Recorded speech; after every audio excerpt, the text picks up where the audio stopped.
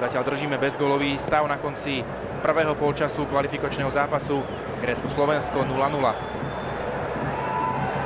Pozrite sa! Neuveriteľný moment na konci prvého polčasu. Ako keby boli slovenskí brankári zakliatí. To, čo sa stalo Matúšovi Kozáčikovi v Lige majstrov na ihrisku CSKA Moskva, to sa teraz stalo Jánovi Muchovi na štadióne Olympiakosu Pireus v kvalifikácii majstrovstiev sveta. Mala domov od Martina Škrtela, ktorý bol trošku pod tlakom, ale tá lopta pre brankára vôbec nebola ťažká. Jánovi Muchovi sa podklzla pod kopačku a skončila nešťastne v slovenskej bráne. Neuveriteľný moment na konci prvého polčasu. Naozaj Slováci si takýto gól nezaslúžili.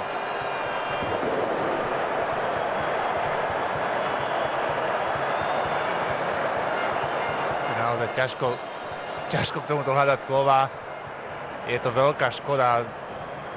Myslím si, že trošičku by sa dalo vytknúť aj Škrtelovi, že tá lopta sa často dáva sa predsa len vedľa brány. Tam sú to 2 metre, ktoré ten brankár len spraví. A pri takejto chybe tá lopta ide vedľa brány. To je malá výtka.